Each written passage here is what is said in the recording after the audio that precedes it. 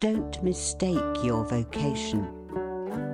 The safest plan and the one most sure of success for the young man starting in life is to select the vocation which is most congenial to his tastes. Parents and guardians are often quite too negligent in regard to this. It is very common for a father to say, for example, "I have 5 boys. I will make Billy a clergyman, John a lawyer, Tom a doctor, and Dick a farmer." He then goes into town and looks about to see what he will do with Sammy. He returns home and says, "Sammy, I see watchmaking is a nice genteel business. I think I will make you a goldsmith." He does this regardless of Sam's natural inclinations or genius. We are all, no doubt, born for a wise purpose. There is as much diversity in our brains as in our countenances. Some are born natural mechanics, while some have great aversion to machinery. Let a dozen boys of 10 years get together, and you will soon observe 2 or 3 are whittling out some ingenious device, working with locks or complicated machinery. When they were but 5 years old, their father could find no toy to please them like a puzzle. They are natural mechanics. But the other 8 or 9 boys have different aptitudes. I belong to the latter class. I never had the slightest love for mechanism. On the contrary, I have a sort of abhorrence for complicated machinery. I never had ingenuity enough to whittle a cider tap so it would not leak. I never could make a pen that I could write with, or understand the principle of a steam engine.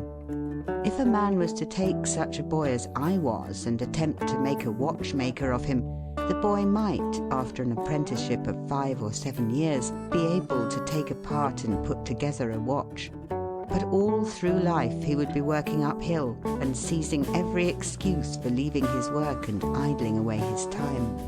Watchmaking is repulsive to him. Unless a man enters upon the vocation intended for him by nature and best suited to his peculiar genius, he cannot succeed. I am glad to believe that the majority of persons do find their right vocation. Yet we see many who have mistaken their calling from the blacksmith up or down to the clergyman. You will see, for instance, that extraordinary linguist, the learned blacksmith, who ought to have been a teacher of languages.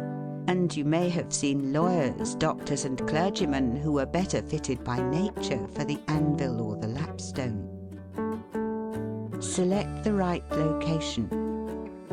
After securing the right vocation, you must be careful to select the proper location. You may have been cut out for a hotel keeper, and they say it requires a genius to know how to keep a hotel. You might conduct a hotel like clockwork and provide satisfactorily for 500 guests every day. Yet, if you should locate your house in a small village where there is no railroad communication or public travel, the location would be your ruin. It is equally important that you do not commence business where there are already enough to meet all demands in the same occupation. I remember a case which illustrates this subject. When I was in London in 1858, I was passing down Holborn with an English friend and came to the penny shows. They had immense cartoons outside, portraying the wonderful curiosities to be seen, all for a penny. Being a little in the show line myself, I said, "Let us go in here." We soon found ourselves in the presence of the illustrious showman, and he proved to be the sharpest man in that line I had ever met. He told us some extraordinary stories in reference to his bearded ladies, his albinos, and his armadillos, which we could hardly believe, but thought it better to believe it than look after the proof. He finally begged to call our attention to some wax statuary, and showed us a lot of the dirtiest and filthiest wax figures imaginable. They looked as if they had not seen water since the deluge. "What is there so wonderful about your statuary?" I asked. "I beg you not to speak so satirically," he replied. "Sir, these are not Madame Tussauds wax figures, all covered with gilt and tinsel and imitation diamonds, and copied from engravings and photographs. Mine, sir, were taken from life. Whenever you look upon one of those figures, you may consider that you are looking upon the living individual. Glancing casually at them, I saw one labelled Henry VIII, and feeling a little curious upon seeing that it looked like Calvin Edson, the living skeleton, I said, "Do you call that Henry VIII?" He replied, "Certainly, sir. It was taken from life at Hampton Court by special order of His Majesty on such a day." He would have given the hour of the day if I had insisted. I said, "Everybody knows that Henry VIII was a great stout old king, and that figure is lean and lank. What do you say to that?" "Why," he replied, "you would be lean and lank yourself if you sat there as long as he has." There was no resisting such arguments. I said to my English friend, "Let us go out. Do not tell him who I am. I show the white feather, he beats me." He followed us to the door, and seeing the rabble in the street, he called out, "Ladies and gentlemen, I beg to draw your attention to the respectable character of my visitors," pointing to us as we walked away. I called upon him a couple of days afterwards, told him who I was, and said, "My friend, you are an excellent showman, but you have selected a bad location."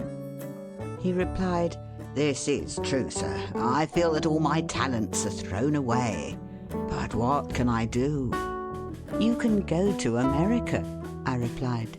"You can give full play to your faculties over there. You will find plenty of elbow room in America. I will engage you for 2 years. After that, you'll be able to go on your own account." He accepted my offer and remained 2 years in my New York museum. He then went to New Orleans and carried on a traveling show business during the summer. Today he is worth $60,000 simply because he selected the right vocation and also secured the proper location. The old proverb says, 3 removes are as bad as a fire. But when a man is in the fire, it matters but little how soon or how often he removes. Avoid debt.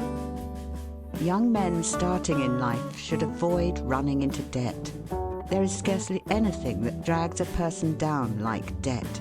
It is a slavish position to get in, yet we find many a young man hardly out of his teens running in debt.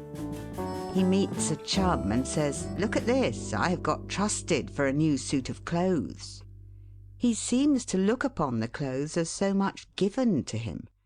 Well, it frequently is so, but if he succeeds in paying and then gets trusted again, he is adopting a habit which will keep him in poverty through life. Debt robs a man of his self-respect and makes him almost despise himself. Grunting and groaning and working for what he has eaten up or worn out, and now, when he is called upon to pay up, he has nothing to show for his money. This is properly termed working for a dead horse. I do not speak of merchants buying and selling on credit, or of those who buy on credit in order to turn the purchase to a profit. The old Quaker said to his farmer's son, "John, never get trusted. But if thee gets trusted for anything, let it be for manure, because that will help thee pay it back again." Mr. Beecher advised young men to get in debt if they could to a small amount in the purchase of land in the country districts. If a young man, he says, will only get in debt for some land and then get married, these 2 things will keep him straight, or nothing will. This may be safe to a limited extent, but getting in debt for what you eat and drink and wear is to be avoided. Some families have a foolish habit of getting credit at the stores, and thus frequently purchase many things which might have been dispensed with. It is all very well to say, "I have got trusted for 60 days, and if I don't have the money, the creditor will think nothing about it." There is no class of people in the world who have such good memories as creditors. When the 60 days run out, you will have to pay. If you do not pay, you will break your promise and probably resort to a falsehood. You may make some excuse or get in debt elsewhere to pay it, but that only involves you the deeper. A good-looking, lazy young fellow was the apprentice boy Horatio. His employer said, "Horatio, did you ever see a snail?" "I think I have," he drawled out. "You must have met him then, for I'm sure you never overtook one," said the boss. Your creditor will meet you or overtake you and say, "Now, my young friend, you agreed to pay me. You have not done it. You must give me your note." You give the note on interest, and it commences working against you. It is a dead horse. The creditor goes to bed at night and wakes up in the morning better off than when he retired to bed, because his interest has increased during the night. But you grow poorer while you are sleeping, for the interest is accumulating against you. Money is in some respects like fire. It is a very excellent servant, but a terrible master. When you have it mastering you, when interest is constantly piling up against you, it will keep you down in the worst kind of slavery. But let money work for you, and you have the most devoted servant in the world. It is no eye servant. There is nothing animate or inanimate that will work so faithfully as money when placed at interest, well secured. It works night and day, and in wet or dry weather. I was born in the Blue Law state of Connecticut, where the old Puritans had laws so rigid that it was said they fined a man for kissing his wife on Sunday. Yet these rich old Puritans would have thousands of dollars at interest, and on Saturday night would be worth a certain amount. On Sunday they would go to church and perform all the duties of a Christian. On waking up on Monday morning, they would find themselves considerably richer than the Saturday night previous, simply because their money placed at interest had worked faithfully for them all day Sunday, according to law. Do not let it work against you.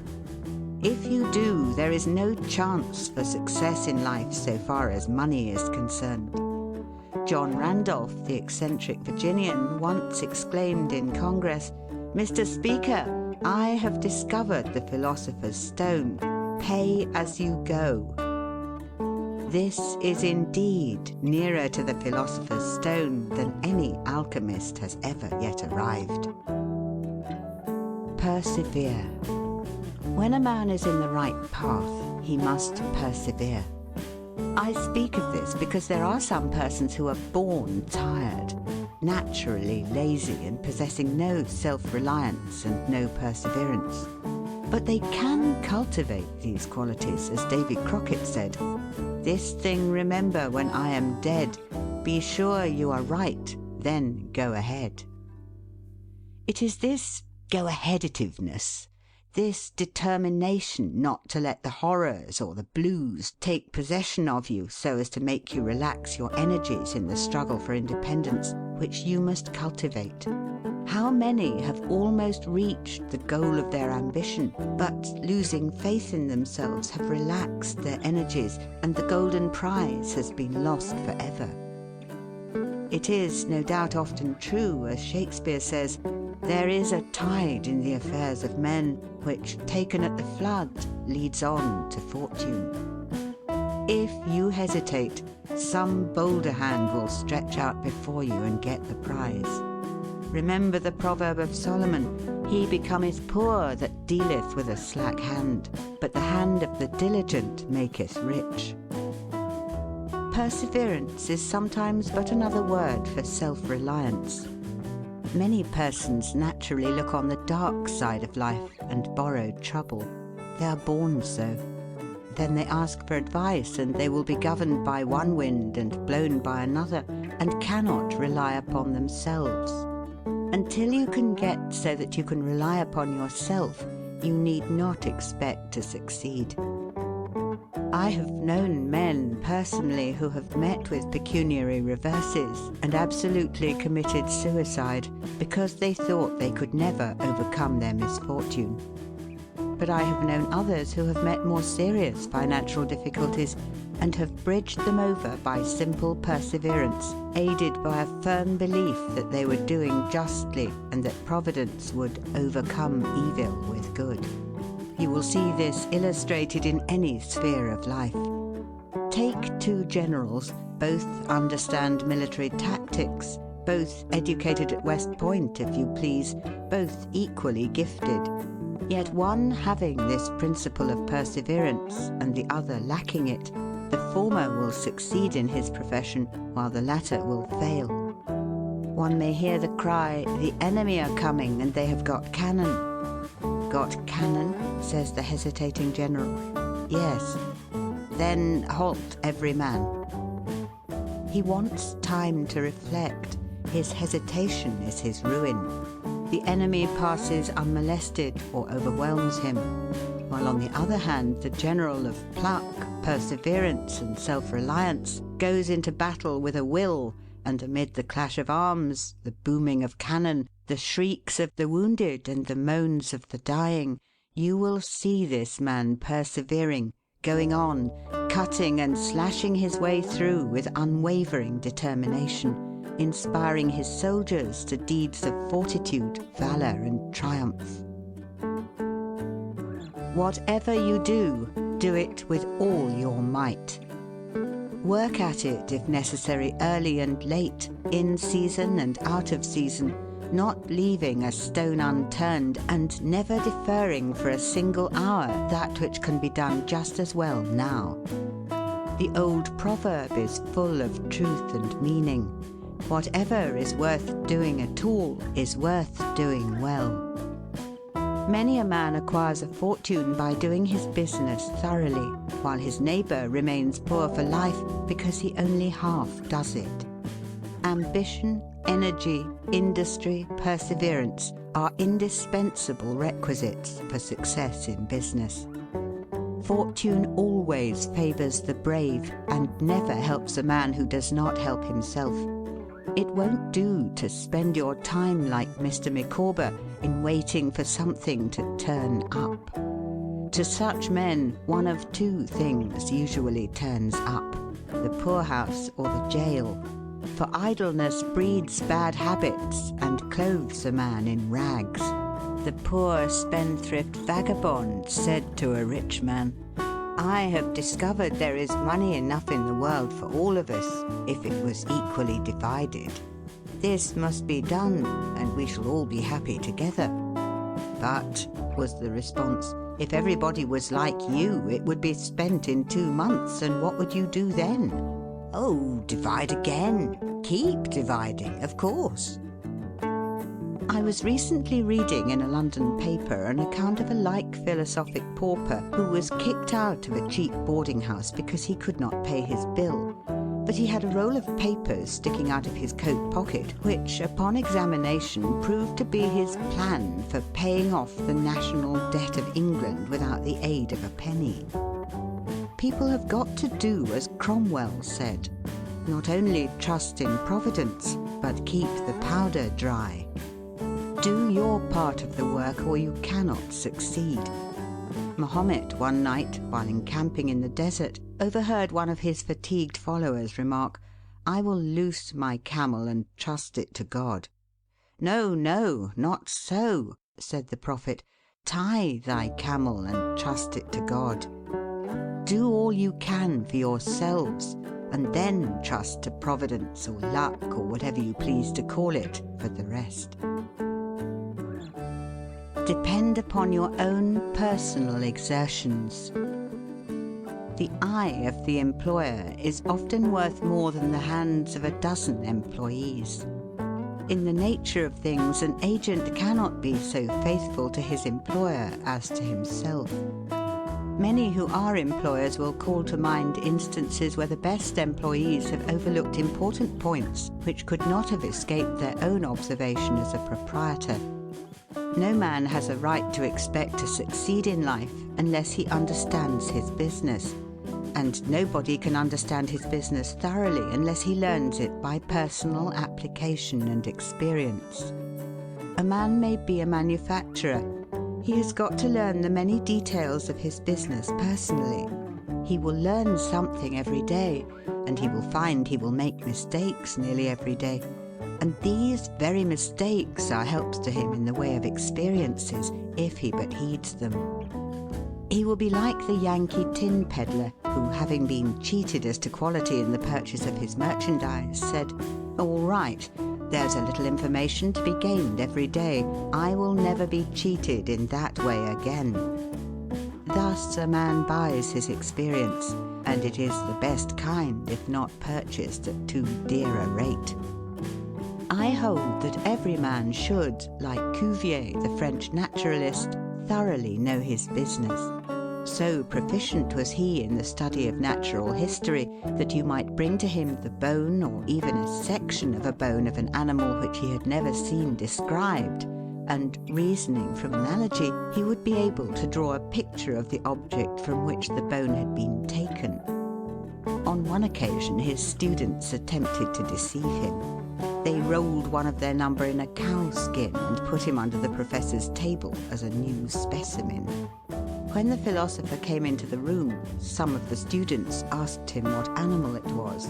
Suddenly the animal said, "I am the devil and I am going to eat you." It was but natural that Cuvier should desire to classify this creature, and examining it intently, he said, "Divided hoof, graminivorous. It cannot be done." He knew that an animal with a split hoof must live upon grass and grain or other kind of vegetation, and would not be inclined to eat flesh, dead or alive, so he considered himself perfectly safe. The possession of a perfect knowledge of your business is an absolute necessity in order to ensure success. Among the maxims of the elder Rothschild was one, an apparent paradox: be cautious and bold.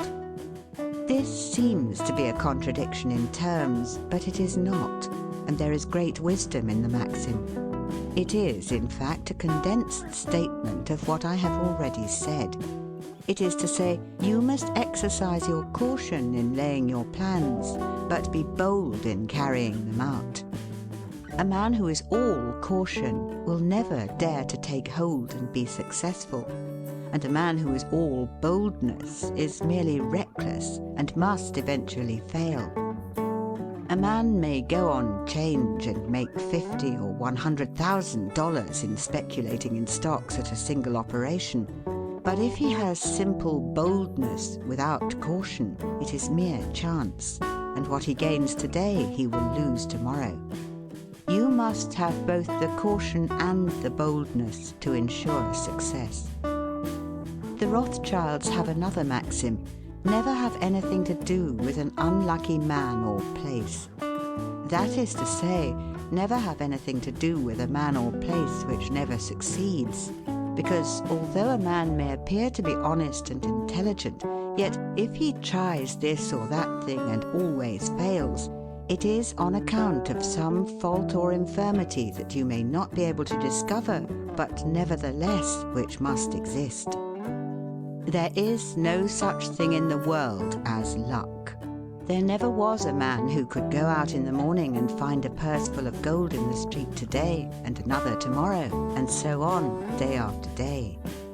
He may do so once in his life, but so far as mere luck is concerned, he is as liable to lose it as to find it.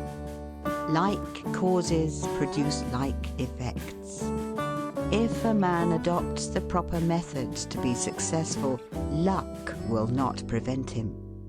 If he does not succeed, there are reasons for it, although perhaps he may not be able to see them. Use the best tools. Men in engaging employees should be careful to get the best.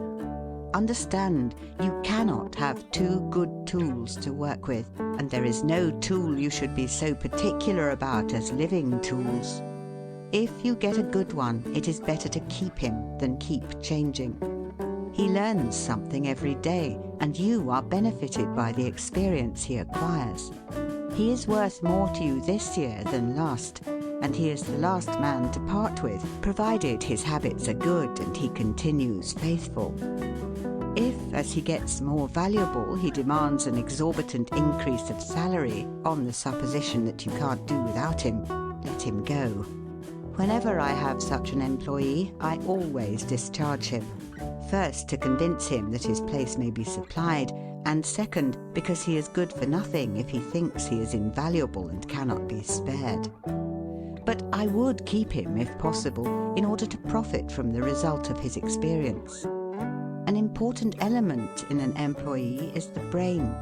You can see bills up, hands wanted, but hands are not worth a great deal without heads. Mr. Beecher illustrates this in this wise. An employee offers his services by saying, "I have a pair of hands and one of my fingers thinks." "That is very good," says the employer. Another man comes along and says he has 2 fingers that think. "Ah, that is better."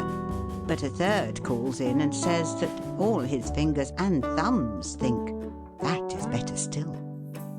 Finally, another steps in and says, "I have a brain that thinks. I think all over. I am a thinking as well as a working man." "You are the man I want," says the delighted employer. Those men who have brains and experience are therefore the most valuable and not to be readily parted with. It is better for them as well as yourself to keep them at reasonable advances in their salaries from time to time. Don't get above your business. Young men, after they get through their business training or apprenticeship, instead of pursuing their avocation and rising in their business, will often lie about doing nothing. They say, "I have learned my business, but I am not going to be a hireling. What is the object of learning my trade or profession unless I establish myself?" Have you capital to start with? No, but I am going to have it. How are you going to get it? I will tell you confidentially. I have a wealthy old aunt and she will die pretty soon, but if she does not, I expect to find some rich old man who will lend me a few thousands to give me a start. If I only get the money to start with, I will do well. There is no greater mistake than when a young man believes he will succeed with borrowed money. Why? Because every man's experience coincides with that of Mr. Astor, who said it was more difficult for him to accumulate his first $1,000 than all the succeeding millions that made up his colossal fortune. Money is good for nothing unless you know the value of it by experience. Give a boy $20,000 and put him in business, and the chances are that he will lose every dollar of it before he is a year older. Like buying a ticket in the lottery and drawing a prize, it is easy come, easy go. He does not know the value of it. Nothing is worth anything unless it costs effort. Without self-denial and economy, patience and perseverance, and commencing with capital which you have not earned, you are not sure to succeed in accumulating. Young men, instead of waiting for dead men's shoes, should be up and doing, for there is no class of persons who are so unaccommodating in regard to dying as these rich old people, and it is fortunate for the expectant heirs that it is so. 9 out of 10 of the rich men of our country today started out in life as poor boys with determined wills, industry, perseverance, economy, and good habits. They went on gradually, made their own money and saved it, and this is the best way to acquire a fortune. Stephen Girard started life as a poor cabin boy and died worth $9 million. A.T. Stewart was a poor Irish boy. Now he pays taxes on $1.5 million of income per year. John Jacob Astor was a poor farmer boy and died worth 20 millions. Cornelius Vanderbilt began life rowing a boat from Staten Island to New York. Now he presents our government with a steamship worth $1 million, and he is worth 50 millions. There is no royal road to learning, says the proverb. And I may say it is equally true, there is no royal road to wealth. But I think there is a royal road to both. The road to learning is a royal one. The road that enables the student to expand his intellect and add every day to his stock of knowledge until, in the pleasant process of intellectual growth, he is able to solve the most profound problems, to count the stars, to analyze every atom of the globe, and to measure the firmament. This is a regal highway, and it is the only road worth travelling. So, in regard to wealth, go on in confidence, study the rules, and above all things, study human nature. For the proper study of mankind is man. And you will find that while expanding the intellect and the muscles, your enlarged experience will enable you every day to accumulate more and more principle, which will increase itself by interest and otherwise until you arrive at a state of independence. You will find, as a general thing, that the poor boys get rich and the rich boys get poor. For instance, a rich man at his decease leaves a large estate to his family. His eldest sons, who have helped him earn his fortune, know by experience the value of money, and they take their inheritance and add to it. The separate portions of the young children are placed at interest, and the little fellows are patted on the head and told a dozen times a day, "You are rich. You will never have to work. You can always have whatever you wish, for you were born with a golden spoon in your mouth." The young heir soon finds out what that means. He has the finest dresses and playthings.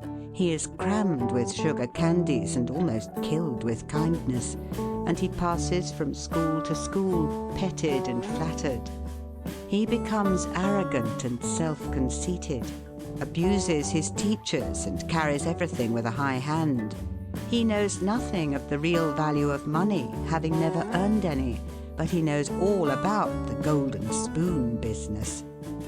At college, he invites his poor fellow students to his room, where he wines and dines them.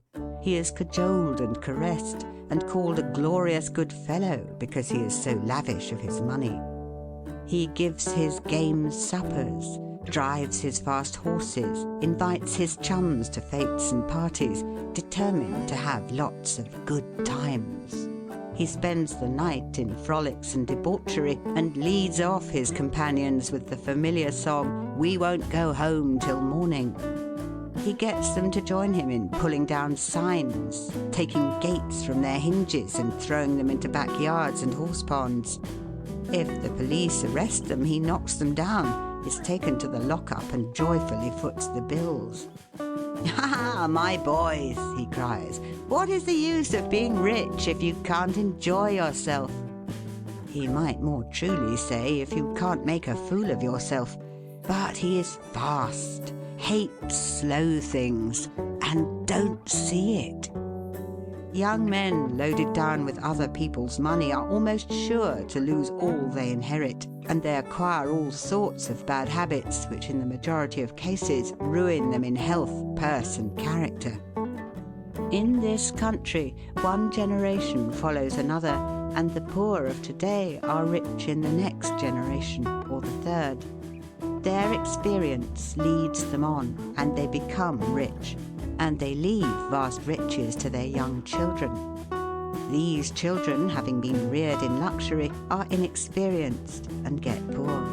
And after long experience, another generation comes on and gathers up riches again in turn. And thus history repeats itself.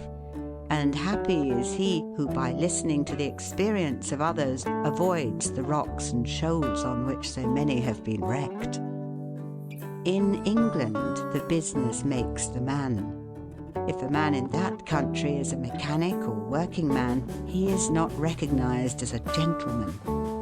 On the occasion of my first appearance before Queen Victoria, the Duke of Wellington asked me what sphere in life General Tom Thumb's parents were in. "His father is a carpenter," I replied. "Oh, I had heard he was a gentleman," was the response of His Grace. In this republican country, The man makes the business. No matter whether he is a blacksmith, a shoemaker, a farmer, banker, or lawyer, so long as his business is legitimate, he may be a gentleman. So any legitimate business is a double blessing. It helps the man engaged in it and also helps others. The farmer supports his own family, but he also benefits the merchant or mechanic who needs the products of his farm. The tailor not only makes a living by his trade, but he also benefits the farmer, the clergyman, and others who cannot make their own clothing. But all these classes of men may be gentlemen. The great ambition should be to excel all others engaged in the same occupation. The college student who was about graduating said to an old lawyer, "I have not yet decided which profession I will follow. Is your profession full?" "The basement is much crowded, but there is plenty of room upstairs," was the witty and truthful reply. No profession, trade, or calling is overcrowded in the upper story. Wherever you find the most honest and intelligent merchant or banker, or the best lawyer, the best doctor, the best clergyman, the best shoemaker, carpenter, or anything else, that man is most sought for and has always enough to do. As a nation, Americans are too superficial. They are striving to get rich quickly and do not generally do their business as substantially and thoroughly as they should. But whoever excels all others in his own line, if his habits are good and his integrity undoubted, cannot fail to secure abundant patronage and the wealth that naturally follows. Let your motto then always be Excelsior, for by living up to it, there is no such word as fail. Learn something useful. Every man should make his son or daughter learn some useful trade or profession, so that in these days of changing fortunes, of being rich today and poor tomorrow, they may have something tangible to fall back upon. This provision might save many persons from misery who by some unexpected turn of fortune have lost all their means. End of section 2.